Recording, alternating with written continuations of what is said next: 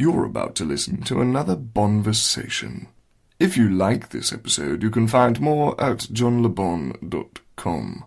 BONVERSATIONs feature the most interesting and insightful people in the act realm and beyond.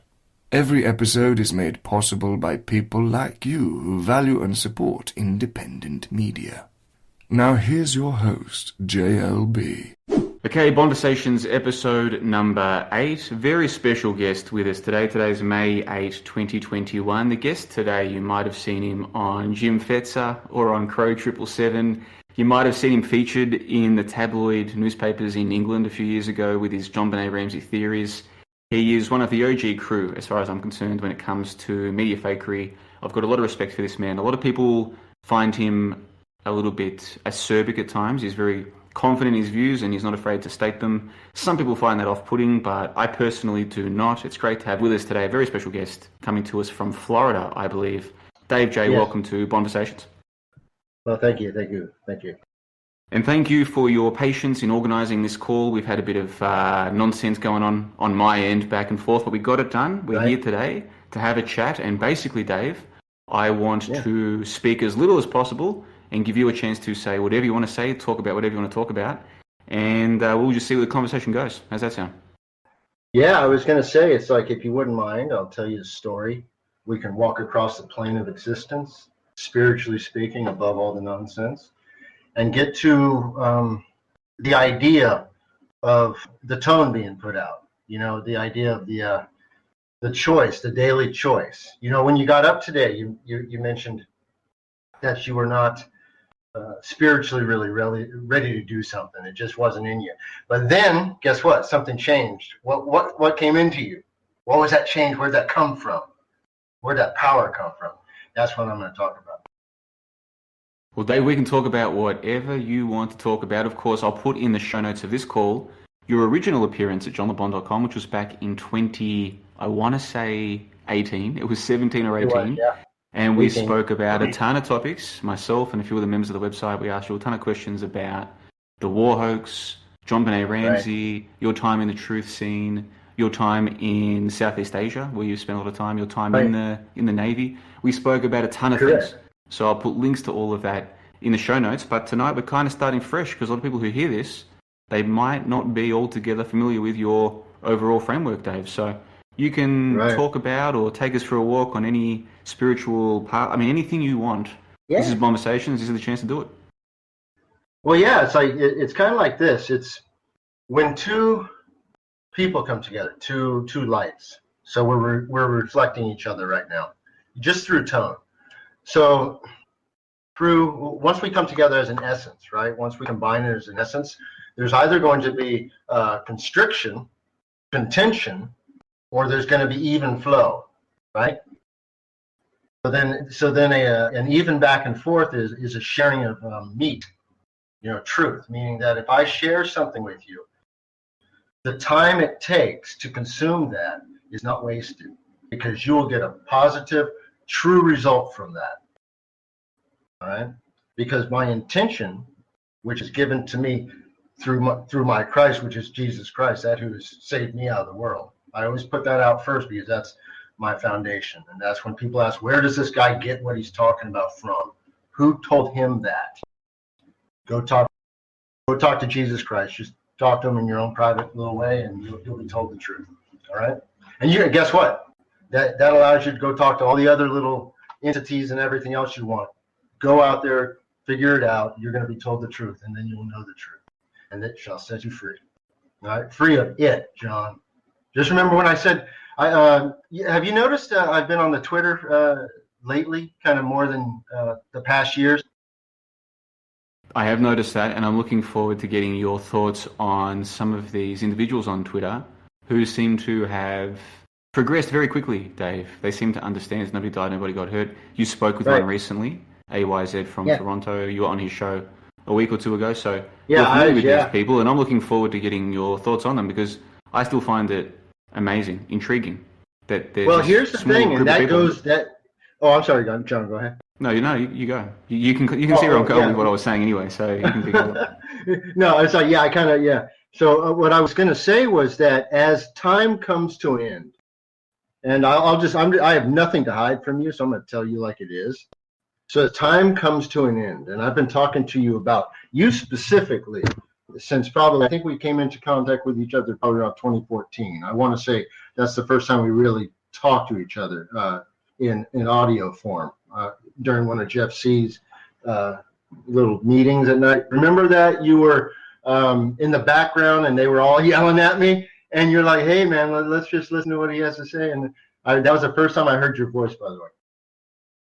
I do remember that, and I'm glad you mentioned that. Sorry to interrupt, just quickly. Since you and I last spoke, of course, there's been major news about Jeffrey C. So hopefully later in this chat we can discuss that as well. But yeah, I remember back in 2014, you had this idea, like it seemed to me very simple what you were saying, that if someone comes along and tells you that someone's dead, who's important to you or whatever, then whether that person's dead or not, they're now dead in your mind. It seemed very clear to me what you were trying to say, but there was this group of people who, I don't know if they were too simple to understand what you were saying, or they just wanted a reason to tee off on somebody. I don't know what it was, but it wasn't time yet. It wasn't well, I time think for yet. most of them, it was never going to be time. I mean, what happened to most of those people, Dave? Where are they now? Yeah, well, they're all gone, man. Well, absolutely, they fell away. They fell back into the pit.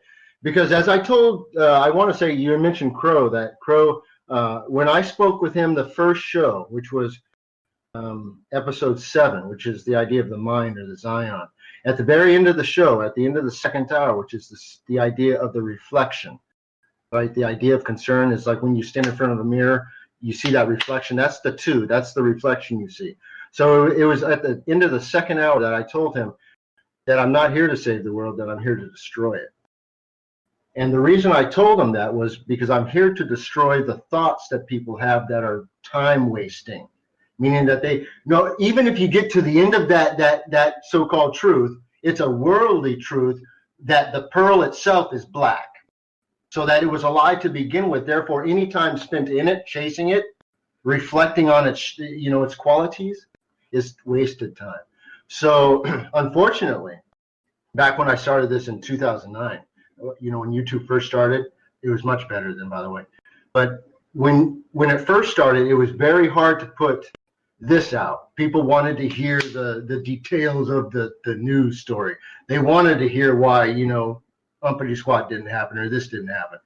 It took a long time to be able to get to the point, or what I say time, and this brings in those on Twitter that you're talking about, who are coming into revelation a lot faster. And that is because time is getting short. And by that, and I mean spiritually, and this some may call it supernaturally. Just understand that supernatural is in fact natural. It is just not within the envelopment of the schooled ideas of how this place, what this place is, the existence of the envelopment you live in. All right, because everything I'm talking to you about is observable, I should say, and it is testable, which means that once you test it and you prove it, not because someone told you, but because you looked the truth in the eye and you said, "Show me the truth," and it shows you, and you cannot lie to yourself any longer. Therefore, you fall under that, and then that becomes a foundation which you build to the next truth. And everything else that comes your way, all these wastes of time and all this other nonsense, all the details, all the eights. Remember I told you about people who are stuck in the eights, or they are eights. They constantly, they get to the crest, and right when you think they're going to jump over the fence, finally get themselves free, they fall back into the pit. Those are the eights, because they constantly eat their own tails. Because once they see the end of the tail, they see it as an end, not a beginning. So therefore they panic and they fall back into the sea. The CC idea, the 33, the 6, the envelopment, the 68, the idea of the flipped, system with the mind, the 7 in the side, the Zion, what drives you, right? The idea of the idle. And what is idle time but wasted time? The motor's running, but you're not going nowhere. You're idling. The 69, cancer, it's death. So you're expending energy, but you're getting no return. Right? It's like the idea of being stuck at the spiritual red light. It's like, I really love you, but you need to stop. Don't you dare go into that don't you dare go into that door. You don't need to see that. I'll tell you everything you need to see. No, kick the door down. That's what you do. And you go inside and you look around and you see everything. And you measure this place. You go out to the eights, you go out to all the boundaries, and you measure this place. Read unto a rod. The idea of knowing every step that you've taken so that you can tell somebody as true witness that you can place your foot there and you will not stumble. God is my witness to that.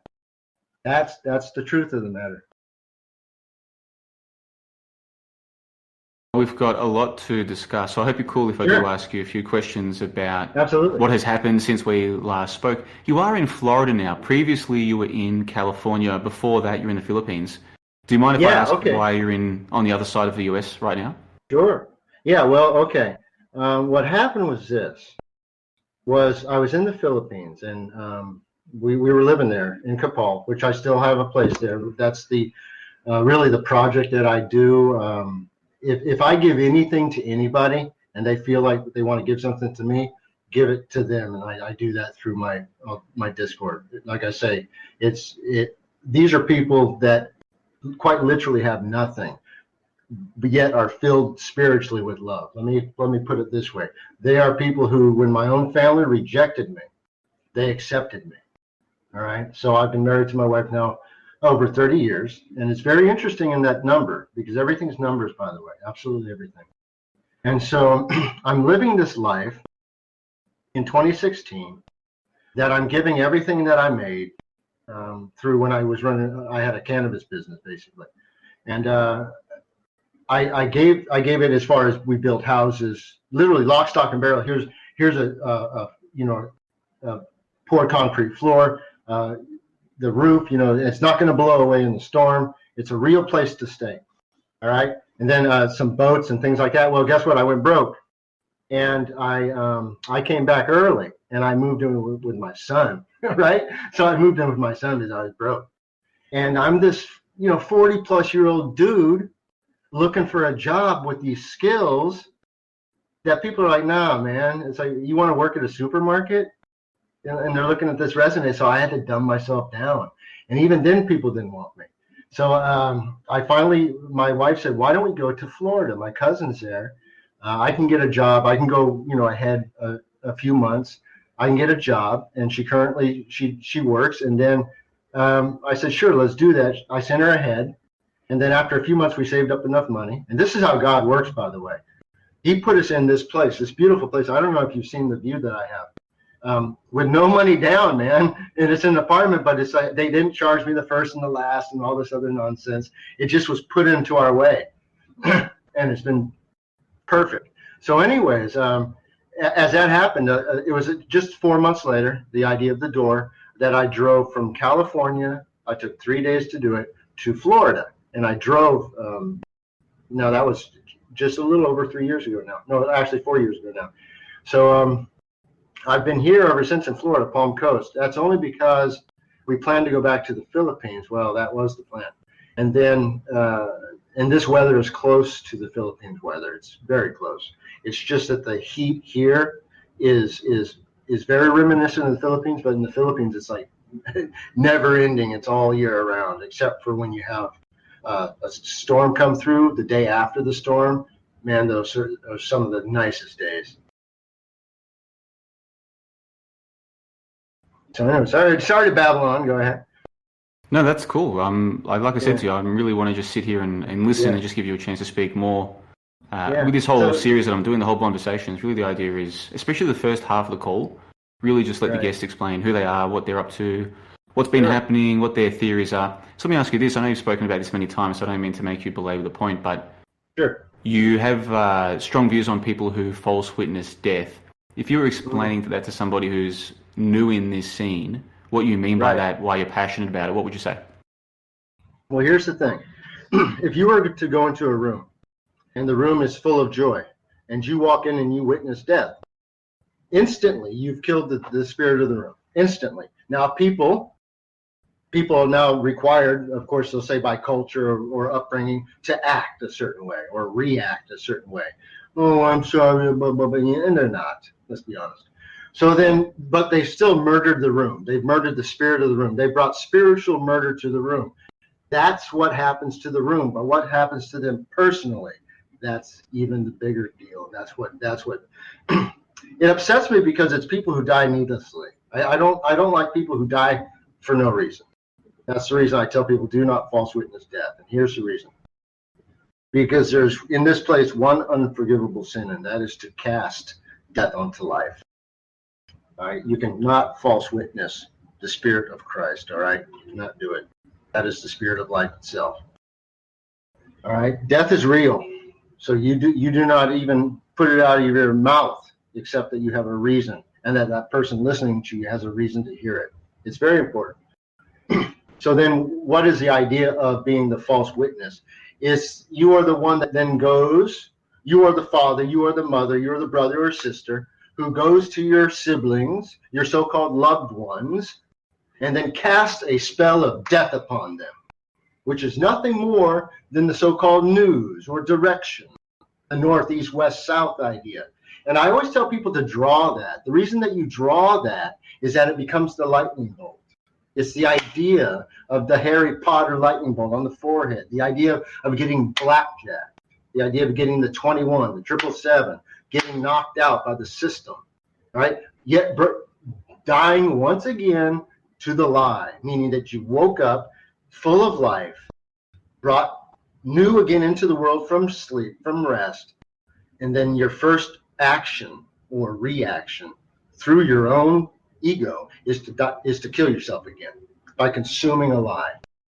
And then you compound that by spreading it to your so-called loved ones or to random neighbors, or even putting it on postcards and stuff, and putting it, flying it on your car, bumper stickers, this, that, and the other. Always constantly trying to bring people into mourning. Oh, let me bring you down to my level. No, thank you. I'll kick you right in the can.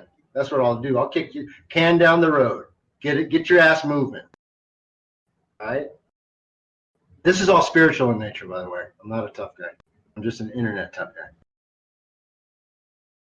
No, that's cool. So on fakeologist.com, for one example, there's some people who claim that this has happened or that's happened, and you have a habit of telling them when you're there, that didn't happen. Stop it. Right? Stop saying that. Stop doing that.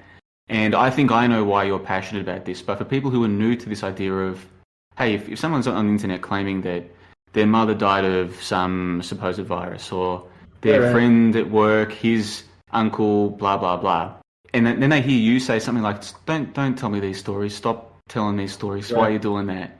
If they didn't understand where you were coming from, how would you try to explain to them why this is so important to you?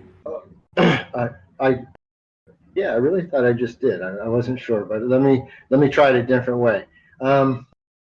If your attempt, this is the thing about time, and let's get to what time is first, because let's start to where it matters, and we'll get back to that point. If time is in the currency, all right, the currency is the idea of power. The power that you have within this place, and I always put that in quotes, this wet cell electromagnetic envelopment, this place, that this life exists, all right? If that is then the case, right, then you are going to bring death into that idol, right? Because most people are spending their time at peace, right? Idle, peaceful. So what happens when you bring in a false tone? You bring in an excitement. You bring in a splinter. You bring in a thorn in the side, the idea of the blood and the water, the idea of the separation. So you then have separated the one from their peace, and then the blood and the water separate. You see? So then spiritually speaking, you have taken their peace from them. And for that cost, you will pay. All right? Because when they then ask, or are asked, because everything is a reflection, by their creator, who told you that? Who told you you were naked? They will point to you and say, he did. And you will then bear that burden. Do you see? Do not false witness anything first and foremost, but do not false witness death, because to false witness death, you are actually witnessing against life itself. And then if you then deny life itself, how then can you be saved? It's a very simple request, which actually, when you practice it, is no burden, because the burden of Christ is light. That's it. It's knowledge. It can feel heavy sometimes, but you are not given more than you can handle. All right? So you got to do the work. And the work is a pleasure, by the way. You know how many, you've been around, all this different ways I try to tell people the different things, you know, whether it be through physical experiment or even physics generation or thought experiment or drawing or photograph or simple, I said thought experiment, but that kind of goes into a mechanical aspect. I want to say also, but thought travel, the idea of the imagination, but not this fake imagination where all these little fake animals can exist for real, you know, like dinosaurs and things like that. No, but the imagination, that which is contained within the truth of God. All right, meaning that you can go to all aspects of the truth. Meaning that if I give, I will get. But if I do not give, how can I get? Well, going back to this idea of the nobody died, nobody got hurt, I think one of the benefits of it is when you realize how powerful it is, what people's words when they claim to know someone who died or whatever. And it turns out a lot of people are just completely lying about it. It turns out a lot of people, I'm not saying all of the regular people do this, but a lot of them will do this. They will pretend that they know someone who died in an event to defend the event. So if you come along and they ask you, oh, what do you do? Or blah, blah, blah. Oh, you know, I'm into this, or I've got this theory, I've got this podcast, whatever.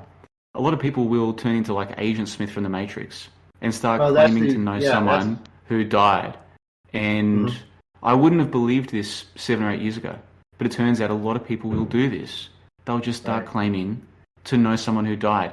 And so by taking a step back and thinking about how powerful are these words, you know, is it okay to just throw these words out there? Even if you believe the story, even if you believe what the TV said, you're still just repeating a story of death. You're still a liar. This is not a small thing. This is no minor thing that you're doing.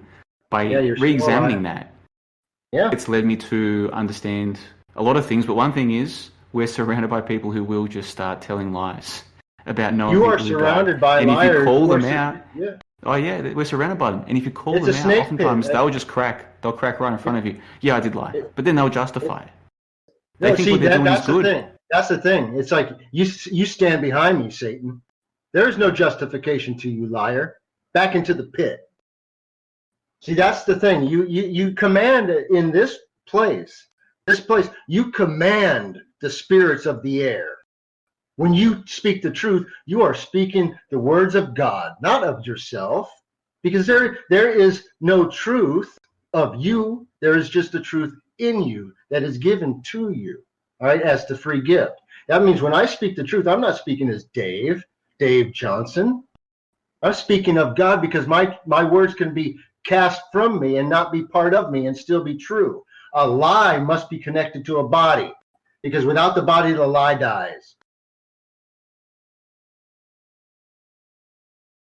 You see? Well, we're definitely getting into some esoteric stuff. This is good, and I'm hoping that if this call is new for anybody, if this is your first exposure to Dave J, I do hope you'll go and check out that 2-hour call from a few years ago. It's available publicly. Anyone can check it out. And it has more than 1,000 listens, Dave. Can you believe that? More than 1,000 listens, which for my website, that's pretty decent. That's a pretty decent number for a public call. I'm very happy about that. Not bad. So we're talking about this fake death stuff. Without getting too inside baseball, we did meet through the so-called truth movement on YouTube back in 2014-15. Around 2013, 14, 15, there's this so-called truth movement. And there's this guy who wants to run it, who calls himself Jeff C, or as I call him, Jeffrey. Now, about 5 months ago, Dave, you would have heard the news that this guy was supposedly no longer with us. What did you make of that story that was going around?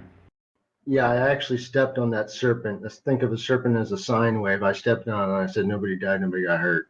Period. Done. So it's like the devil's like, oh, I'm going to cast out this spell. I stepped on it and said, nobody died, nobody got hurt. Period. Next. That's what I thought of it. I could give two shits about some guy named Jeff C. You know, quite frankly. But the fact that they're trying to put out I have no idea who that is. That's just a name in cyberspace, man. Attached to a dude who sounded like a little chick. Quite honestly, I don't get. This is one thing I don't get. How otherwise rational people cannot hear people for the tone in their voice. When someone is not commanding you, then they are just talking to you. All right? They're not telling you a truth, they're just telling you jibber jabber. So then that's different. And you should be able to then listen to that person and say, okay, if this person constantly just jibber jabbers at me and never feeds me, never gives me something to eat, then why am I here at this table, right? It seems to be anti-productive, right? And that's what I always felt with that guy. The thing is I'm the skunk at the garden party, man. So I got to go into all these different places. I'm the black and the white. I go into all these different places and I cause a stink. And then I caused the separation, and I caused the contention. I am not the contention. I caused the contention because of their reactions to each other by my presence, not because of me or what I'm saying, because the truth stands apart from me, as I told you. So that was an early gatekeeping group, but I should say early in the internet kind of live multi-chat gatekeeping group.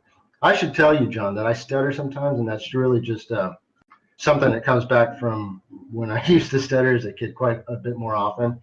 Anyways, I talked about that on the Home Wreckers with Alex and Monique. Did you hear that one? I haven't heard that one. Home Wreckers podcast? Huh? How'd it go? Oh, man, we were talking. Well, the thing was like 2.5 hours. But it's part of it's them talking at the beginning and then talking at the end. And it's me talking in the middle, basically. It's like a love sandwich. It was beautiful, man. It was I'm looking awesome. forward to listening to it. That one and also your chat with Eyes. I've only heard the first, I think, 20 or 30 minutes with him. Because I've only just found the MP3 to download. Because I don't stream podcasts. If I can't download it, I'm not going to listen. I only just found the downloadable file yesterday. Right. So the plan was to listen to it today, but then time got away from me. So I'm looking forward to listening to it. How do you feel being embraced by some of these newer voices? What's that like for you? It's not, actually. It's not. It's actually, very few people talk to me, quite honestly. Still, I mean, there's a few, but very few actually talk to me other than within just kind of, there's maybe a core group, but it's those that are learning the truth of the matter. So that I'm just, as they go to the truth, I pass and then fade to the background. Do you see what I'm saying? I become irrelevant because they see it as the truth. So the fact that I told them to look there it makes it perfect that the end result is that I'm irrelevant to them seeing it. Do you see? So then once those people then see, oh, that is the truth, and now I'm free, now they're off to do even greater things. You know, whatever their natural talents are, they're then now spreading that. So that is the idea of the spreading the light of truth, the light of Christ, which is in competition to the shadow of death that the world, the news system tries to cast out every day. The only way, and it's not really get this straight, please. It's not an idea of fighting to a point that there's going to be victory. It's just putting out the light because that's what you are commanded to do until the end. All right? Because the end is already set. Time does not exist. Time will be stopped. All right? And then the new time will begin. However, the previous will not intermix with the new. Do you see? It will no longer be a Mobius strip. It'll be a separation. Right? That's the point of that. Well, I was chatting yesterday for episode 7 of this series with Human Vibration, who one of her main areas of research is John Benet Ramsey. You must find this interesting that somebody with 27,000 followers on Twitter, I want to say, who's been on a big podcast, Sam Tripoli's Tinfoil Hat podcast, is pretty big. It's not quite Joe Rogan level, but it's pretty big. It's a pretty popular show. I haven't heard of it. She's What been is on it there called speaking again? about the John Benet. It's called Tinfoil Hat with Sam Tripoli. Oh, I've never heard of it. I'll have to check it out. Honestly, I'd never even listened to it until a couple of days ago. So I'm not a Tripoli fan, but it seems as though he does Well, have I'm a not a fan of decent anybody. footprint. It's the truth. I mean, not that I need it from anybody. I got it all, but I just like to hear if people are doing it, reflecting it in a different way. But if they're full of shit, I'm going to call them out instantly. I was expecting from this Tripoli guy, but it turns out he was happy to talk about the war hoax, which I was impressed by. He was happy to talk about. He had to use because it's true. euphemisms So or whatever. yeah. Well, The because fact that people with somebody bigger wants to audiences talk sometimes about don't the talk truth about is not these things. impressive to me, you know? Well, that's what. But I was expecting him to sort of not talk about any of these controversial things, but he did. Where he did seem to have a problem though was when Human Vibration brought up nobody died on 9/11, and then Sam Tripoli. Well, he's got to have his idol, man. Come on now, don't. It's like whoa. It's like you don't. You can touch all these other little dolls I have on my mental shelf, but that idol over there, that one I spent a lot of time on. I buff that thing daily. You do not smash. I'm like, what'd you say? Nobody died. Nobody got hurt. Walk away. And if they want to continue, you dust your feet and you continue down the road. At some point, you cannot waste your time on people. If they're going to continue to die, that you can only bring them so far with you. But you can't keep going back because guess what happens? You eventually get left behind. So don't ever let these jokers. I don't care what. It's always like like I say, it's like standing on the beach and the water's coming up on your feet. There's always constant waves of these gatekeepers. And these are the fallen, those that have not accepted Christ, but yet they've accepted an artificial light. And they are what's called an antichrist, A-N. I remember when I called Jaron of Globebusters. I called him an antichrist once. I still do. But he says, did you call me the? I said, no, listen. You need to listen to the words. Spell them out, write them down if you need to. And the, they're not the same thing. All right, but it's the idea of a tone or the idea of what you bring into creation. And I should round the story out on that. Why I was calling him that was that he was bringing up this hoax that involved children. And the hoax involved the hoax involved that they were walking around with the children's skulls as shoes, clippity clop. So then I, of course, didn't like that one bit, and I, of course, completely annihilated him over that, and he didn't like it.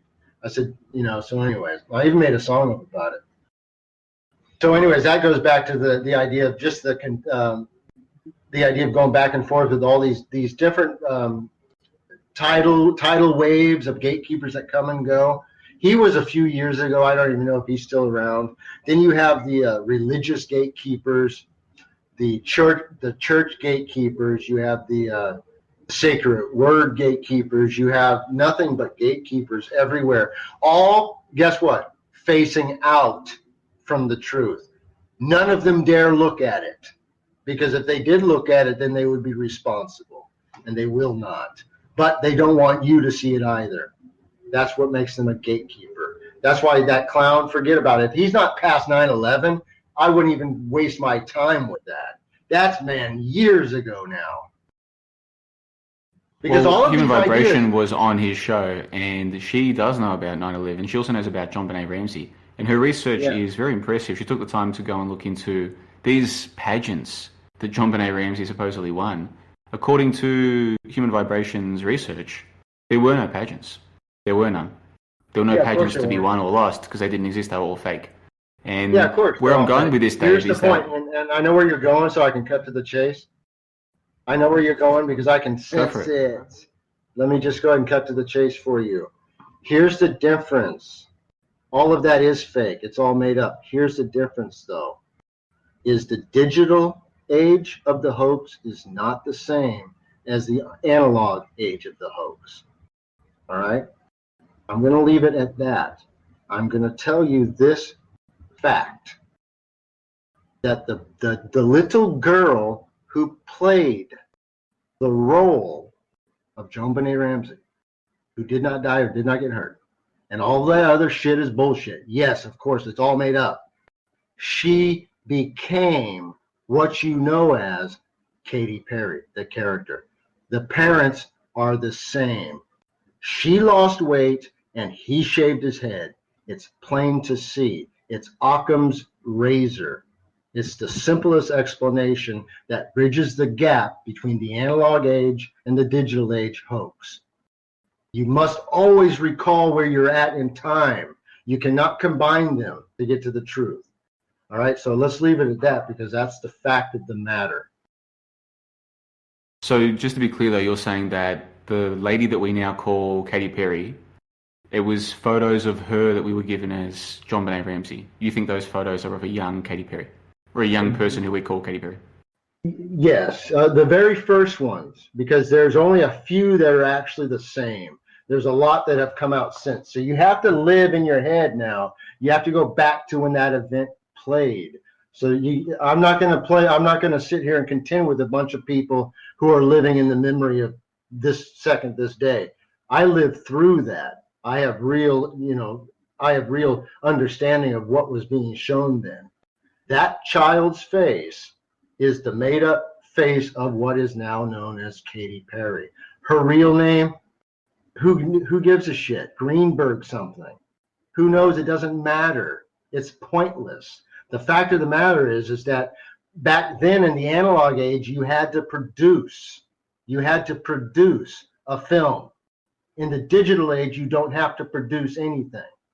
In the analog age, you have to produce a script, paperwork, a paper trail. In the digital age, you don't have to. You can do it all digitally. Same thing, just a different meaning. Does that make any sense? It does. So do you think it's possible that some of the photos we're given that are supposed to be JonBenet Ramsey when she was a kid, that they're computer generated, CGI images? Oh yeah, of course. Yeah, of course that is. Well, airbrushing, all that stuff's been around forever. You had the analog age of called airbrushing, and you have the digital age now called Photoshop. Come on, man. You got to stop trying to trip back into the pit. Come on, walk on the water, baby. You're almost there. Stay on the Are you familiar with the website thispersondoesnotexist.com? Does that ring a bell? Yes, I've seen it. Because it supposedly just generates fake photos. Now, for all I know, Dave, those are fake. Those are not computer-generated photos. They're actual real people. It doesn't matter to me. I have no way to prove it or disprove it, so I'm not going to. Same here. I have no way to prove it or disprove it. What human vibration and some others seem to be putting... Please, can I say this? Because I hear this in your voice, and I hope this is not by you purposely doing it. You tend to want to lead people into wasting their time about things that you should know better are a waste of time. Is that something that you know you're doing, or is that something that you just don't know you're doing? Just so we can clear that up. No, I don't know I'm doing that. But if I am, please correct me. Just so you know, I can sense things like instantly. Your tone, and I can tell you, you're not actually curious. You don't actually want to know the truth of this nature. You just want to talk about things because your motivation is rooted in mammon, in money, in currency, in worldly currency to maintain your lifestyle. So you then say, if I can produce material that is contentious or that gets people talking, it will then allow more foot traffic in the way of people coming to my site, digitally speaking, analog speaking foot traffic. Going in and looking at my wares and then purchasing, and then of course that allows me to maintain this lifestyle. What I'm saying is the truth of the matter is that all of that has to die in order for you to see the truth, and then you will be rebuilt and given what you need, but it cannot come through causing up contention.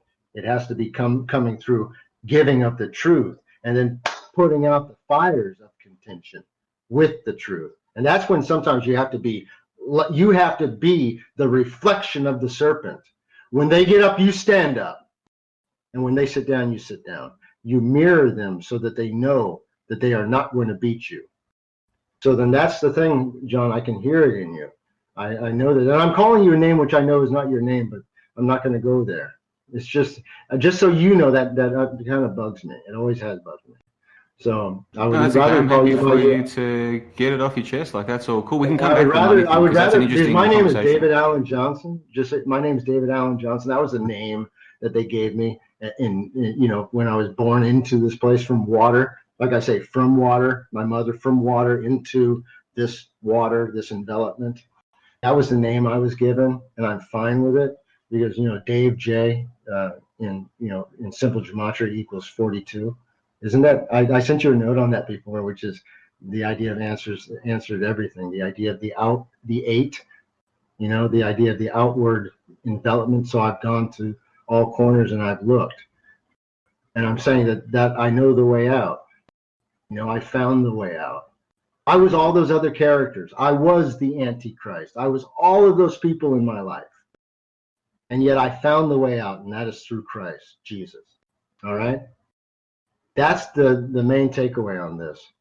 And so then people ask, so then how can you show me a trick, show me a miracle? And that's what I do. Do you remember that video where I showed you how to look through a 308 round, like the idea of a brass casing, and I showed you how you could look through that metal casing, through it, and see the casing behind it? I'm not sure if you saw that video. I showed you how. No, I never saw that particular video. Okay, I'm going to share that with you. It's not very long, but it's the idea of how your eyes work. And once you understand how your physical eyes work, you can then see the reality physically as it is. That's very important, and I'll tell you why.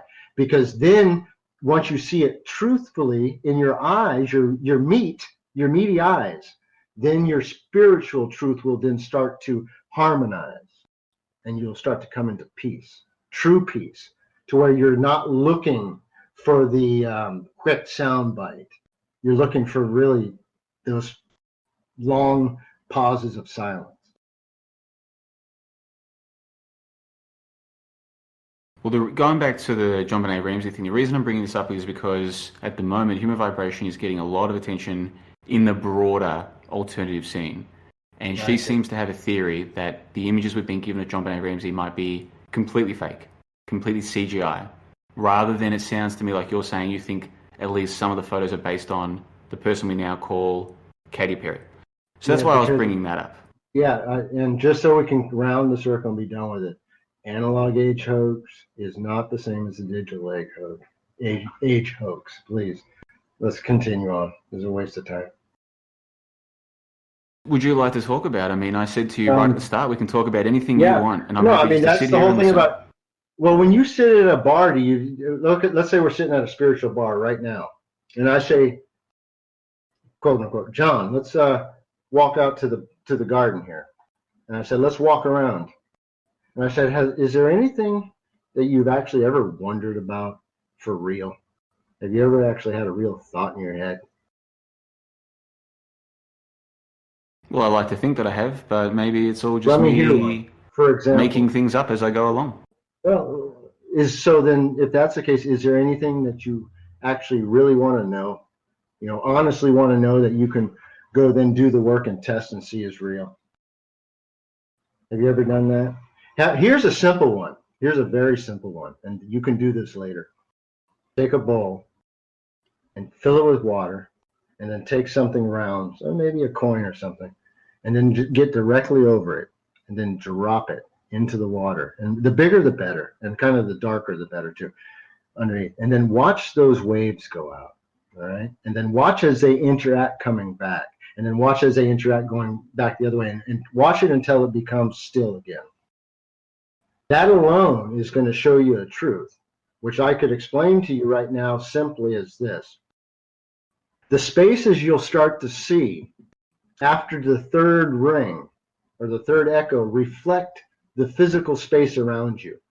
And by that, I mean you can then go outside, and I've told people this before, I believe on the Homewreckers podcast with Alex, I told them, with Monique, I told them that you can take the plain, you can take the dried mud plain, the salt flats, you can look at the pattern that's made in the cracks.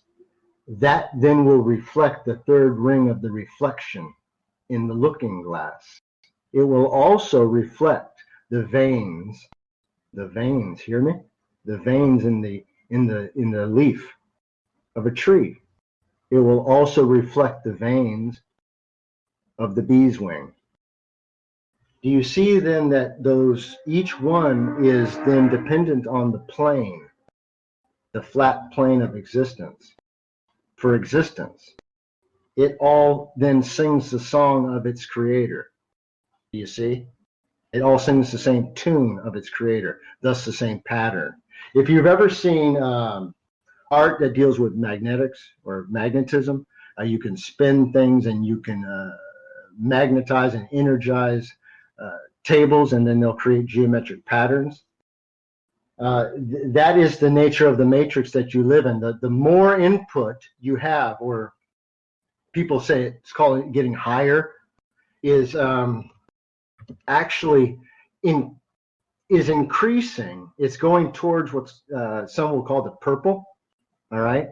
When you start to get into this idea of the 36 to 39 nanometers, all right, this idea of a sine wave getting more intense. All right. Do you know what a sine wave, like if you do a squiggly line, and if you make it, John, if you make it like a lot tighter, that's the idea of intensity. Does that make sense? Yeah, I know what a sine wave is. Man. Okay, and then if I let the string out a long ways, if I cast it out a long ways, it goes out past the blue, past the green, past the yellow, past the orange, and into the red of love. The idea of that, the other far side. All right, the idea of the broadcast. That is why the broadcast happens in the red. All right, but the lie happens in the ultraviolet or the purple, because it's the idea of that kind of the just visible light, but not really at the conscious state. That's why you see so much of the purple advertising. In fact, today they had Taco Bell. I saw because on Facebook they put those ads that or not Facebook, Twitter. They'll go up and they just start advertising, and they were advertising some new piece of some nasty sandwich, whatever. But it was like the dude's in all purple, and I was thinking of human vibrations and I was meant to send her a note, and I think I did, was that it had to be purple. Oh, you know what? I'm not sure if I was able to list her, because it said you couldn't list somebody on the photo. Because I was going to put her name in the photo and said it had to be purple. That's a little inside joke. So anyways, you'll see that on my feed today. Anyways, if she listens to that, I can send it to her. Because me and her are on good terms. What do you think about her? Just so you know. Just so you know, me and her are on good terms, by the way. I'm glad to hear that. So what do you think of her theories concerning the color purple? What do you make of her theory that... Well, I've talked to you about what the color purple is, and we were just talking about it now. The color purple is the idea of the far end of the visible light, okay, spectrum. So if we're talking about, just think 400 nanometers. This is for the geeks as well. You're going to have this purple light. All right. Then if you have at the far side, the idea of the 700 nanometers, or the red light, the idea of the love. Now, if that gets corrupted, it becomes Easter egg colors. And in that purple just gets shifted into being more of a bloody purple or a royal purple. The purple is the idea of the bruised man. It's the idea of the bruised man, the man who's been beat by the system, black and then blue, and then the welt of the system rises in them purple. All right, and that's also the color of death. It's the color of the corpse, to be quite honest with you. Therefore, they are bringing people spiritually into death at a much higher wavelength. Remember, or I should say more intense wavelength, I should say. Remember I told you as the purple, it's a much more intense wavelength, or I should say shorter wavelength, versus the red, which is a more long wavelength. So even though they're destroying people at the red side as well, it's been intensified or shortened. Time has been shortened. And that's why also you see all these people on Twitter who are starting to get it a lot faster, because literally time is being shortened. Otherwise, no flesh will be saved. So you say 300 nanometers to, what was it, 600 nanometers or 700 nanometers? No, it's 400 nanometers is the purple to 700 nanometers. I'm going to tell you something, John. Before I stop, let me stop you before you embarrass yourself. I was in photolithography for 15 years, and sputter vacuum as well, which is the idea of making or producing the heads for hard drives, which is how you and I are talking right now through computer technology. Now, through spectrometry, through light quality, and through wavelength detection, all of these wavelengths must be set to a standard. Otherwise, there is no standard, and none of this is possible. So before you start going down the road of that's a hoax or that's fake, it's not, because I actually did it. And there is truth in this place, and it can be shown. Otherwise, you and I would not be talking right now. See, that's also an idea I want to talk to you about. You cannot just be this one that decides, oh, there's no truth out there, therefore I can just be wishy-washy or be too cute by half on things. Don't do that, because otherwise you're going to get caught short. It's just the way that it happens. So all of this stuff that I'm talking to you is in fact measurable. You can buy the equipment and you can check it, because if you produce line widths, which is how I'm not sure if you know this, and I need to explain this so this makes more sense. If you're producing a wafer, which is going to produce a head or a computer chip, it starts with a silicon wafer.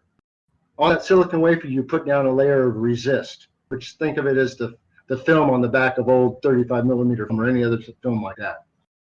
You then expose that resist through a mask. Think of the mask that they're using now. The light of one's eyes is being seen through the masked world. Anyways, continuing. That resist is exposed at a specific wavelength. That's what I'm telling you. This color wavelength is very important. The shorter the wavelength you can get, the tighter the tighter the gap you can make. All right, meaning that the smaller the device you can make. Do you see how computers get faster and better and better and better? That is because the light being used to develop the resist is being shortened, meaning that the technology is allowing the projected light to be projected properly, or consistently, I should say, at the shorter wavelengths, to where you're getting into now X-ray exposure and things like that, because I also worked in X-ray. Know this, though, that once you expose the resist, you then develop it. Just like a film, you develop it, you put the liquid solution on it, develops out all of the exposed resist and leaves on the wafer the unexposed resist. Now you have a mold. Then you take that to the high sputter vacuum, which you then put it under vacuum, -6, -7 range, and then you're going to go ahead and deal with sputtering metal onto this, whether it be a conductive layer or whether it be let's say an alumina, like an insulative layer. So you're going to sputter gold, platinum, all these different metals you've heard about. You sputter gold into it. It then is exposed via a plasma. And let me tell you what color the plasma is for the most case, and especially when you're using certain gases like neon and things like that. It's going to be a blue-purple. All right? Very interesting. Now let's move forward. So then you're within that plasma, the gold is extracted from itself in a particle form, basically. Think of it as being showered. It showers onto the wafer itself, and it plates it. All right? Once that process happens, that takes a few hours. Once that process happens, and this is angstroms, by the way, very small stuff. You take this out, and then you're going to go ahead and you're going to strip that off. You're going to lap it off. And then what's going to be left is what metal was put into that mold. And then you keep redoing that process over and over and over again. And over a month or a little bit longer, depending on the complication of the head or the chip itself, you'll have a device. Each wafer will have 30, 40, even depending on the type, 60, 80,000 devices on a single 6-inch round silicon wafer. All right, and that's so those are the clean room environments. If you've seen on TV where you have to wear the clean suit and you're in the clean environment, I did that for 15 years. I was with TDK. I was with Western Digital. I managed their fab in Milpitas for a long time actually. So yeah, so I know all about that stuff. That like I say, without that being real, testable, provable, and repeatable, you would not be talking to me right now. where was I at? So anyways, that just goes into the idea of light and light transference through so-called high tech. Also, oh, by the way, the purple or the bruised idea. If you get punched, like I say, and then that welt rises, that's the idea of the purple. So it's anytime they're showing you the purple, with, of course, from known liars, they're abusing you, and thus putting you into that abuse cycle or into that 8. You still with me, John? Can you hear me? I can hear you now, man. Sorry about that. Yeah, somehow I was still on mute. I apologize for that. So thank you for the explanation there. Yeah, I gave. Did you hear? Like I filled the gap like a total pro. I was like, whoa. You did very well. So thank you, you did actually mention in our call a few years ago you worked in that field to do with let's just say computer technology in a broad sense. So that you have mentioned that before. Going back to the wavelengths, and maybe this is an embarrassing question, so please forgive me. How do we know that the wavelengths are 400 nanometers, for argument's sake? Is that something that I could test, or that a regular person could test? Go buy yourself a spectrometer. Just go on YouTube or not YouTube, eBay, and buy yourself a spectrometer. You're going to have to do the work, and or in fact, you can first research it. Look into what I'm talking about, and then look up. It's an answerable question. Just go. It's probably going to take you 10 minutes. Cut and paste the little devices they give you. Pop that into Amazon. And you can get sent one, and you can check it out. Because otherwise, I mean, that's how your power gets tuned to your house. Whether it be, let's say, if you're running a generator and you need to pump out something, you need to make sure that its output is, let's say, at 60 hertz. So if you don't do that, you're going to blow things up. So there is testable, provable fact. I'm not sure that you've ever worked in mechanical things, have you? I haven't worked with this spectroscopy that you're talking about. No. But say with hertz, with cycles, hertz are cycles per second, right? So 60 cycles per second or 120. That does seem measurable. You could get yourself a dynamo or a generator and generate so many cycles per second. Is that really analogous to 400 nanometer wavelengths for light? Are they really analogous? You have to. Yeah, because you have to look at, I guess the best way that you can do this, and this is something that I'm not going to sit here and convince you of because of just the sheer, I guess some will call it ego, the ego you got in the matter. You want to not be told the truth of this, so it's going to be hard for you. So what I'm asking you to do is to go look into it yourself because you won't be told the truth. I can hear it. So just go look into it and then ask, how then do I measure this? You're asking basic questions that you will be, that there's going to be countless, links for you out there, especially BEE, which I went through when I went in the Navy. You're going to be shown this stuff, and you're going to be shown like oscilloscopes and all these other different ways to check this stuff out. But only if you're really interested will you do it, because right now, I don't have the capability. I need to be able to show you physically something that you're asking me, just to tell you in words, and it wouldn't do it justice. Because you have to see what certain things look like. I'm trying to say them in my mouth and explain them and say, do you know what something looks like? But until you've done the work to visualize that, you don't really know what you're testing. Does that make any sense? So what you're going to have to do is you're going to have to do the work. Just go look at what I'm saying. Look at the sine wave. Look at the idea of how the light spectrum is broken up. Just the idea of it, so you don't, get too upset. Just look at the idea of what's shown and then test that. Draw it actually on a piece of paper, and you'll start to see how the number sequence of the sine waves matches the idea of the creation code. Because everything fits through the 1 to the 10. The idea of the completed cycle or sine wave, the idea of the Mobius strip or the loop idea unfolded, not bent back onto itself, which is the idea of contention or the bone of contention. The idea of the bone, which the monkey picks up, because the monkey decides that this idea put in front of them was too big for them. So instead, they picked up a bone.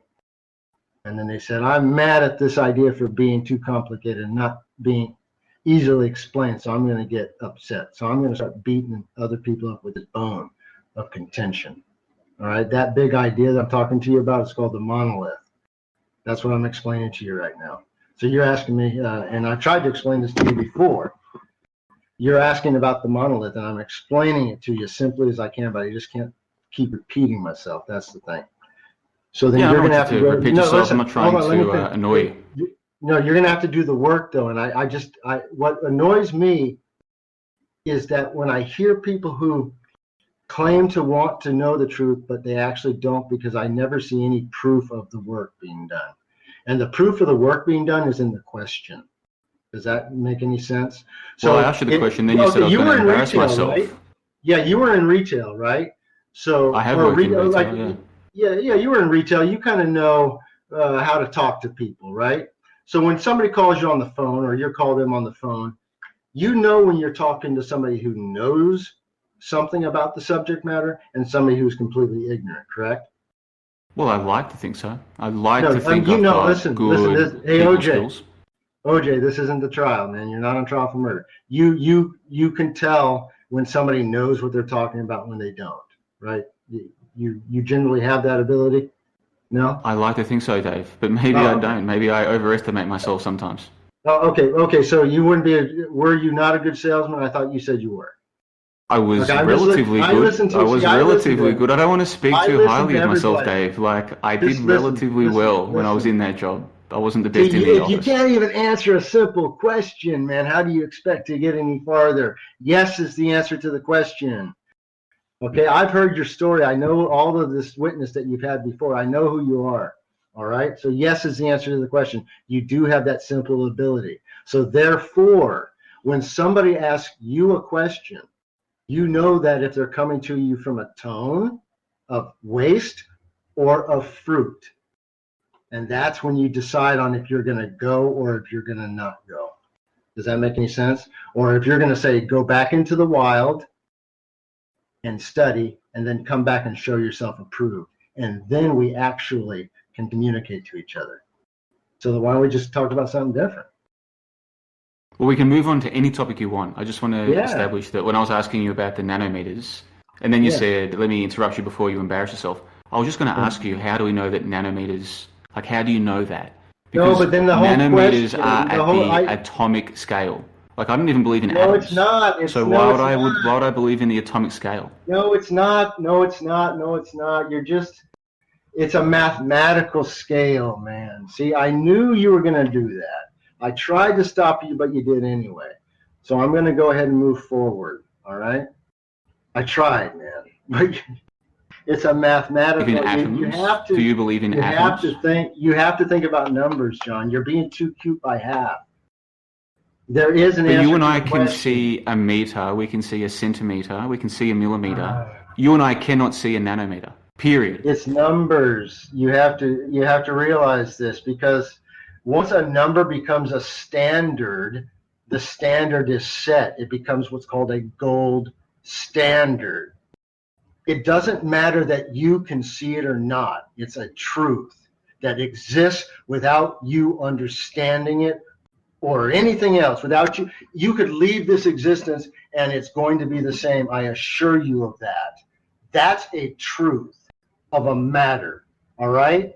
I'm trying to get this through to your head. Truth or something. There is a truth to the matter. So listen, if you want to open up a semiconductor plant and make this process, you better understand that standard, or you're going to be making junk. Okay? And there's simple technology out there that you can use that, whether it be true, false, or indifferent, it measures it to that gold standard. That standard that the world decided was fact. That's the difference. Because you're trying to get to perfection, and that's not going to happen here. But you can get to a standard. Does that make any sense? With man, it's a standard. All right, there's a standard man operates. But then you want to get to perfection. And that's some Masonic bullshit. All right, that's not going to happen. Because perfection happens within the spirit realm, the mind. outside of the physical existence. And it happens through the mind of Christ alone. Otherwise, you are left in the pit of despair. All right? It's all spiritual at that point.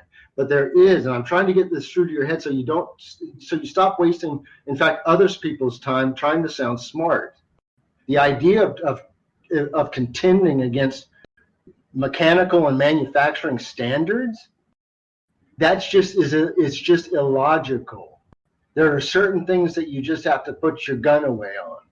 You right? Otherwise, you're not actually doing anything real. You're just the monkey with the bone, beating people for no reason. It's called the bone of contention. 2001, Monolith. Monkey picks up bone of contention. The violence starts when the bone hits, because that monkey didn't take the time to understand what's in front of it. It decided to fight it instead because it thought it was going to be too cute. Okay, let me see if I've understood you properly. So instead of questioning things like nanometers, just accept them because they're the standard and they're the truth. Well, they're the truth of the manufacturing standard, yes. So if you are going to produce something within this place, you need to follow that standard, if it is in fact standard, because all of your equipment to produce that item are going to be using that standard. You want to be a cowboy? Go ahead and create a new standard. Then if it is superior, then those will fall under that standard. You can be an inventor, that's for sure, but that then becomes a new standard. That doesn't mean that that's the end of the road. It might change again. As I was telling you before, as you were developing through, let's say infrared or ultraviolet, now you're going into X-ray. As technology improves, the way you produce the item improves or changes. Therefore, the standard changes. But at the time of manufacture, everything for that time period is produced to that standard. And yes, John, if you walk into a meeting that produces heads and you decide out of the blue, that I decided to add 2 angstroms to that gold layer, you'll be thrown out on your fucking ass, because there is truth in this world, all right? What if I'm not trying to design semiconductors? I just want to know if purple light is 400 nanometers. What if it's more simple? Well, it is more simple than that. As a standard? Well, depending on what you want to do. But now you're trying to mix physical with spiritual. So do you want to go talk about the spiritual idea now of it? Well, we were talking about the color purple, and then you brought up the spiritual nanometers. idea of it is the idea of contention, of the raised voice. All right? Because what happens is as the visible light is drained from you and death creeps in, it becomes too dark to see. All right? And it moves into what's called UV. All right? So now you want to bring those into contention, because what happens when one's blood rises? They can't see straight. Right? Because the visible light leaves their sight. So if that's what you want to do, then we are done at this moment. But if you would like to talk about life, then we can move forward. But you are being quite, you are causing contention for no reason right now. Because when others hear what I have said, they will know what I'm talking about. And in the future, you will know what I'm talking about. And you will regret leaving this conversation at this tone in the future, if that's how you choose to go. If you want to go down like this, let's do it. Otherwise, we can talk about life. We can talk about any topic you like, Dave. The only reason I was asking about the purple is because of this idea of the purple hoax. And then you mentioned 400 nanometers, and I was like, I don't really even believe in nanometers. And I talked to you about the spiritual understanding about the purple, the bruise, and you want to keep going because that's who you are. You are also a figure 8. Is that what you want to do? Is that what you want to die for? That is that what you want to die for? Is that your thing? You just want to be the guy who just asked the last question? Dave, we can talk about any topic you want. I'm not trying to aggravate you. But I don't think my questions are embarrassing. I just want to get that clear. But you said, you're going to embarrass yourself, Gerald. No, I'm not. This is not embarrassing to me. These are good questions. Listen to the answer. Therefore, I know you're not really asking, because you could not have gone away and tested it in the time it took you to repeat back something in less than a minute. How would I test the color purple being 400 nanometers? How would someone test that? I told That was you my you had to question go out for and you. figure it. I told you you had to go out and seek, and you won't listen because you won't listen to me. I've told you how many times, and now I'm asking you to go out and seek, but you won't do that because you are not seeking it. You are seeking contention because you are the monkey with the bone. You are that monkey standing before the monolith. You are the one that caused this contention because you simply will not listen and then take the time to go away, say, okay, thank you. I'll put that to the side. Moving on. Then when you have time, you pick that up because if it actually is what you want, you will take the time to go out and you test it. And then all those questions you have, you'll get answers to. But what you're doing is you're taking somebody, me, that you've known for years, and you know what you are doing because I know who you are, but you won't stop because you want to be that guy, and I'm just exposing you as that guy. Okay? So if you want to move on, we'll do that, but do it. Dave, we can move on to any topic you like. All right. Any topic at all. All right. So what are you doing right now in Bulgaria? Just chilling out, man. Just taking it easy. Not doing anything too exciting. But all day, what do you do? What do you do in Bulgaria? What do you do? It just depends on the day. Just depends on the day. Like today, for example. Well, today I got up at about 10 o'clock in the morning because there was a sports ball match on. And a friend of mine in Melbourne, he supports one team. I support another team, and those two teams are playing today. So we organised to watch the game together, and we were using Discord. I think we're using Discord, to video chat. Right. And it was the first time we've chatted in months. And his team beat my team, but we kind of expected that because my team is not very good. Right. And then after that, I went for my usual daily errands, and then I came home with some dinner. And then after I finished that, you and I started having this conversation. And that's pretty much been my day. How about that sports ball? What is that exactly? Is that like a certain game, or is it called something else in English? Like, is it no, it's called Australian rules football, internationally. Yeah. But in Australia, it's just called football. Like, we just call it football in Melbourne. Is it different? Is that different than rugby? It is different, yeah. And so, like, Melbourne, the footy that we play is different to the football that they play in Sydney, which is what you would call rugby.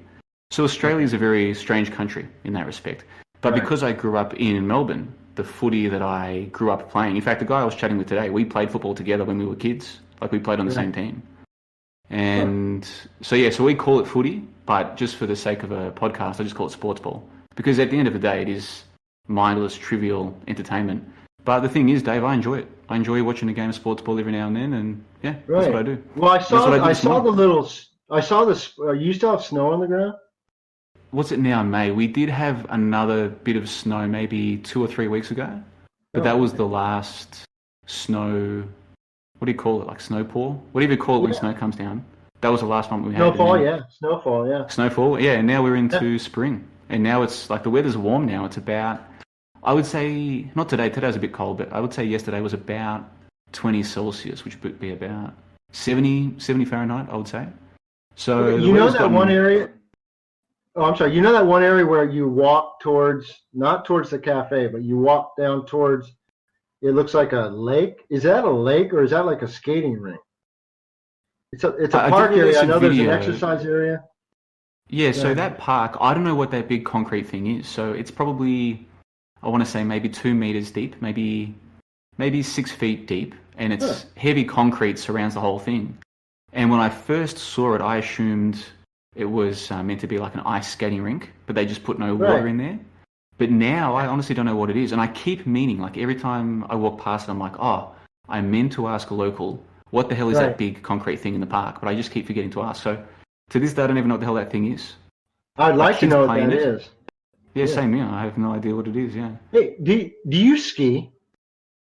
I skied once. I've never skied before in my life, and then I went skiing 2 months ago, I want to say. I can't remember. It was a while ago, and it was a lot of fun. I was going to say, because I used to be, well, a skier extraordinaire, man. I did the season pass in California. This was when you first, this would be back in 2014. It would have been during that period. 2 days out of the week, every Tuesday and Wednesday, up to the mountains, skiing at Kirkwood. And I'm talking the trees. I'm talking it all, no slope, I would turn down. I love skiing. Skiing is wonderful. Didn't it feel like you were just free on those things? It was an amazing Sliding there. experience. Oh, it was amazing. Once wasn't I'd done it, I realized, now I see why this is so popular. Because I used to just Oh, think, yeah. it's probably a bit of fun, but like I don't get why people go on about it. But once I'd actually skied for myself, I'm like, now I can see why this is such a big deal. Why people spend you a so much natural? money on this.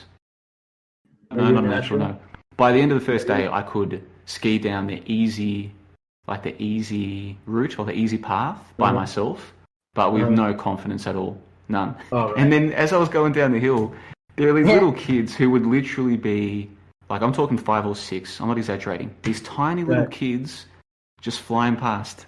It was a Yeah. wonderful thing to see. It's like embarrassing. Oh, yeah. It's kind of humiliating in a way that these little kids are just flying past you. But Oh, I figure but it's, they were probably raised to do that, like if they've been raised to ski, like, so they oh, should be good yeah. at it. Oh, and there were some of the small ones do it with no poles. Well, The some of little these ones kids that were do just no flying poles. past, man. Like, these kids had Oh, no fear. It was so oh, cool to yeah. see. Oh yeah, they're going to be something else when they get older, because then they already have the moves down. Because it's all about just getting in the rhythm, man. Really, just because if you get in the rhythm going down the hill, your body's really not working all that hard. If you're really sore at the end of the day, well, I'm quite sure you were, weren't you? Uh, Oh yeah, I think beginners always would be. Like after your yeah, first day, yeah, you'd have to be. yeah. Because you're fighting against where your body's trying to go. It's like you're fighting, and as you learn, you'll find out that you just get into the rhythm, and then at the end of the day, you feel no pain at all, really, and you feel kind of more invigorated. So yeah, it's just once you let go and just allow yourself to be into that wave, kind of just the natural flow of things. You really just slightly change the angle of your ski blade, and then that does all the work for you. It seems like people who are good at it, it's just a Yeah. very natural thing. Oh yeah. If you ever watch, yeah. In fact, that's the next time you go. If you ever go, just hang out for a little bit in the club and look up, and you're going to see who's good and who's not. Watch the one who's good. You see, it's going to look good to your eye. It's going to look appealing. You're going to say that guy's moving or that girl's moving nice, and then just watch from their ski to their knees to their hip to their shoulder to their head, and then down again, and you will see a pattern between all these good skiers. All right, and you'll see, okay, and then go mimic that pattern, and you'll start to feel what I'm talking about. You'll just Well, I was it'll pretty just lucky because the day that I went, they were hosting a World Cup event on the oh same, nice. like on the slopes here. So this place Yeah. hosts a World Cup event once a year, and the Uh-huh. skiing World Cup, they call it a World Cup, but it's actually a series of events where they tally the points week to week, right? And so they Right. have an event here in this town once a year. And the day that I went skiing with a ski Right. instructor and all the rest of it, they were having the World Cup event like on the hill. So I spent some time while I was waiting for my ski instructor. I spent some time just watching these dudes, these professionals fly down the hill, and it is incredible what they can do. Like these guys, Oh who yeah, are, and quote unquote professional skiers. oh Like yeah. just not just the skill they've got, but I mean even just going down the hill, even just Oh, yeah. launching down the hill to begin with takes courage that I don't think most people have. I definitely wouldn't do that. No way. Maybe Yeah. you gave me a few years to train or something, but if you just said Yeah. no, like here's $10,000 to go down the hill, I'd be like, no, I'm not going to do it because I'm probably going to get seriously hurt. It's ridiculous. Yeah, on Fridays at work, at my lunch break, I go to the bowling alley because they have three games, a burger and fries for 19.95. All right, so then I roll my 3 games, and then over there they have these little kids, like this a couple of kids, because it was spring break, and they had this one kid, maybe 8 or 9, going up doing the whole rolling the ball, doing the whole sideways slide, just engine knocking down strikes. Beautiful. And it's been a while since I did it. I'm just basically Mr. Straight Arrow. I just go, as soon as it starts going down the lane, it goes straight arrow, straight down. And I wasn't doing bad, but the little marquee above you where it has your score, it always reminds you. It always reminds you that that professional bowlers 98% of the time make this shot. Just they make sure to rub it in a little bit. Because you're like, yeah, well, I'm not going to make it. I just find it funny. Oh, and then I should say on Fridays, it's Boogie Board Friday. Some people don't know that here in Florida. It's Boogie Board Friday on Friday. I mean, you take your boogie board to the beach after work, take a Jaybird. Well, I'm not sure if you explained it, so I'm sorry to make you repeat yourself, but you were in California, and I'm not sure if you got to the party story why you're in Florida now. So what's the plan? Are you based in Florida long-term now, or what's the... Yeah, it's kind of like I say, when I was broke coming back from the Philippines, so I stayed in California a little bit at my son's house. Then we came to Florida only because my wife's been following me around for 30 plus years. So I said, where do you want to go this time? And she said, my cousins live out in Palm Coast, Florida. We can head out there and do that. So that's where she came out and she got the job first. And then I came back 4 months. Well, it was 4 months later. I drove out and met her. And that was now, like I say, 4 years ago. And I worked at Sea Ray for a while out here. I was gel coating big yachts, man, 50-foot yachts. I was gel coating them. I worked at, we'll just call it a retail shop. I worked in the lawn and garden department. I was the manager there for a while. I currently work as a handyman at an old folks home. I fixed the ACs.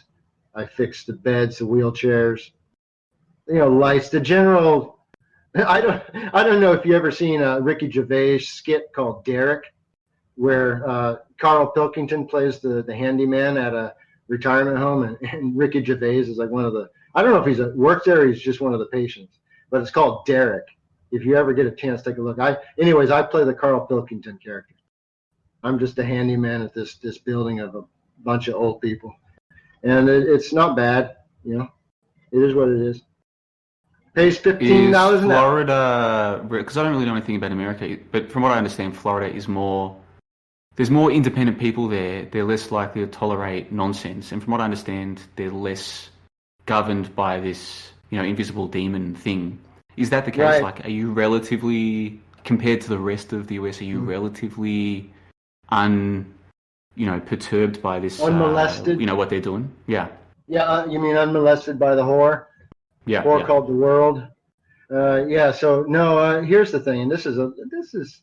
I'm a little bit annoyed with these people because out in the world, out like when you're driving, most of the time, most in Florida are no masks, and most of the people walking around no masks. But as soon as they walk up to the shop door, they pop it on, and I'm walking in because zero. I don't do it just because I don't feel like it. And just so we get this clear, when I worked in semiconductor, going back to that story, when you work in the clean room, you wear much more than a mask. You wear a full clean room suit. You know what I'm saying? So it's not about that. It's just about I'm not going to do it walking into the store when I'm trying to buy, my Pop-Tarts or whatever. So I'm rolling in there. I'm just looking around. All these people, they must see the hypocrisy. They must see that what they're doing is simply not logical. But yet they all dutifully do it just because the guy next to them is doing it. So I like to be, like I say, the skunk in the room. I like to be the oddball. And so you're asking, is Florida more? It depends on where you're at. At least like in the bowling alley, nobody really wears a mask in the bowling alley. In fact, when people walk in, they might have it on. Let's say in the rare case, they'll look around, see nobody else's, and they'll wind up disappearing pretty quick. So there are like those safe havens, Odd enough that the safe haven from the nutballs is the bowling alley, but I tell you what, they have good burgers and fries.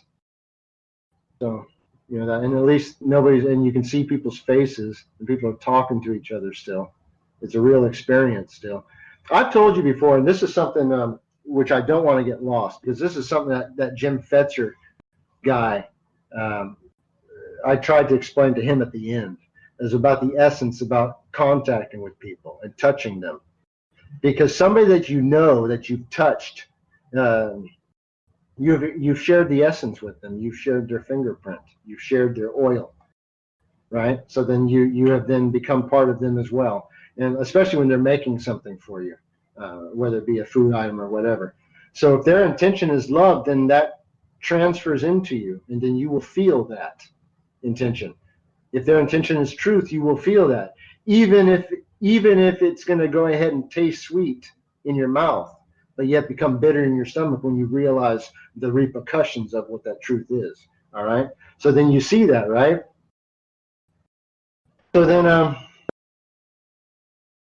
yeah. So like I said, I try to share through the essence the love of contact with people, and then through that, and when you are out and you contact people, even touching them on the arm or whatever you're doing, or even talking to them, because it can be through eye contact, by the way, they can see the truth in you.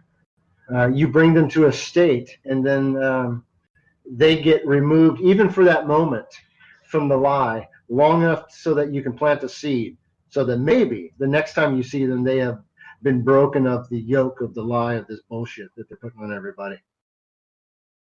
That's the best I can do. So no, I'm not. Like I say, I'm here to destroy the world, not to save it. So the fact that these people are all doing what they're doing, it's all been written. This is going to happen, and it has to happen so that the end can come.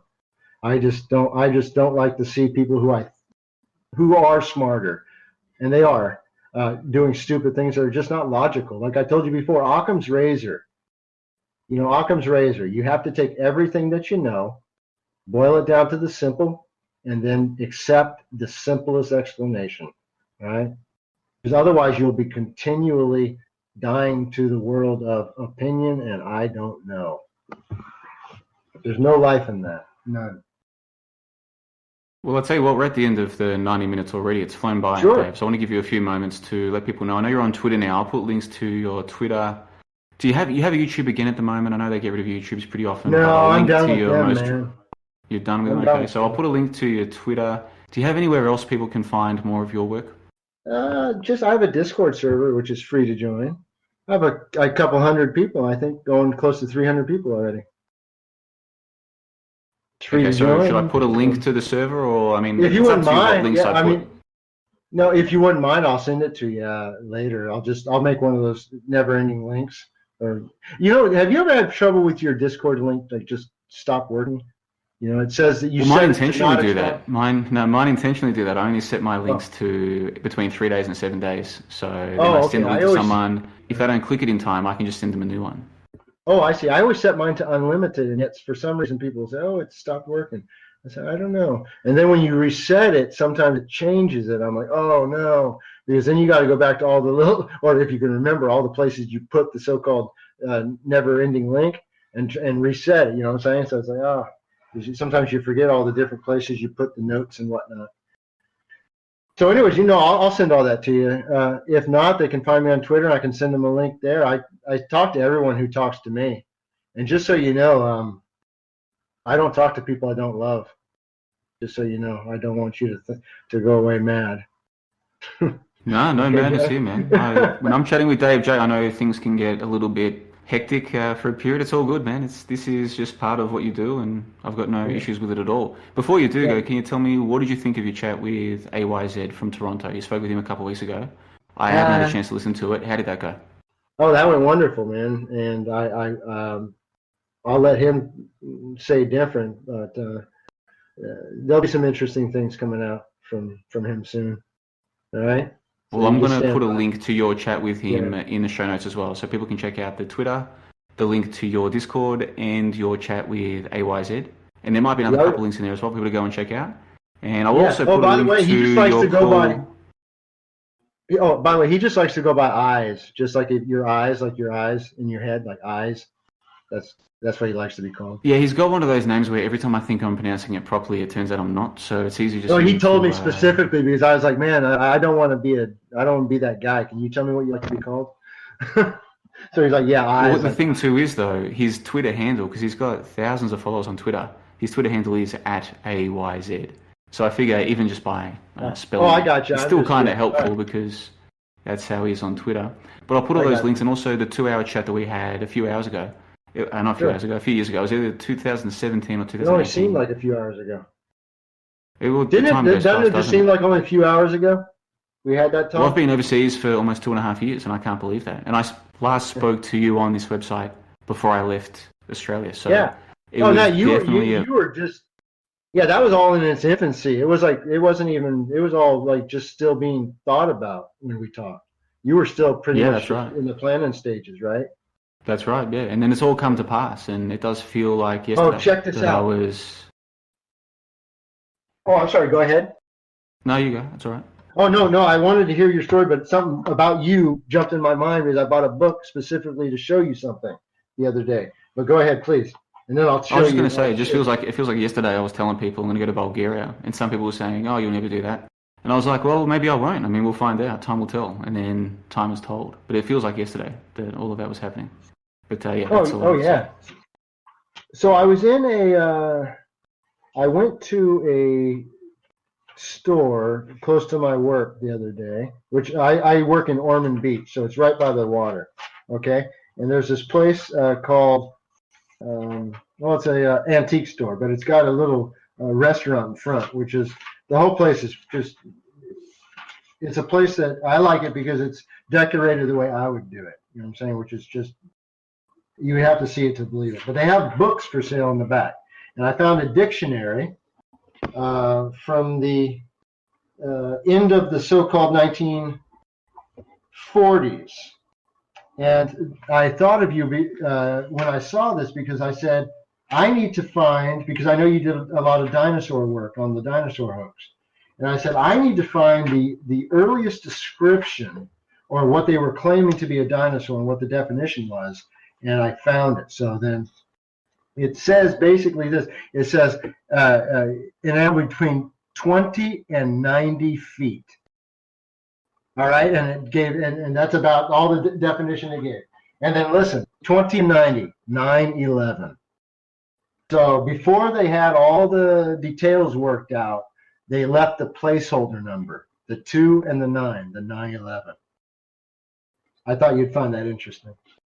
I certainly do, and hopefully when you do, if you want to come back again, we'd love to have you back as a guest again. We Of can course talk I more about do. some of those kinds of topics, like the history hoax, the dinosaur hoax, the war hoax. I mean, there's so many things that we could discuss. So hopefully in the future we'll get a chance to talk about those. But we've gone way over the initial hour. We're at 90 minutes, so it's time to wrap it up. So David, I'm going to give you the final thoughts for the podcast. You can say whatever you want, anything, take as much time as you want. The final thoughts are yours. This is Dave J. Links to all his work in the show notes below. And thank you, Dave, for coming and joining us for a conversation on May 8, 2021. Okay, cheers. Well, yeah, everybody be free in Christ and be blessed indeed. And just know this, John, I love you. I love you. Who loves you, baby? All right? Just know that. Otherwise, I wouldn't have been, checking you out all these years. I'm still keeping an eye on you. I'm still going to get you out of here alive, all right? You've been listening to Bonversations. Find more episodes at johnlebon.com.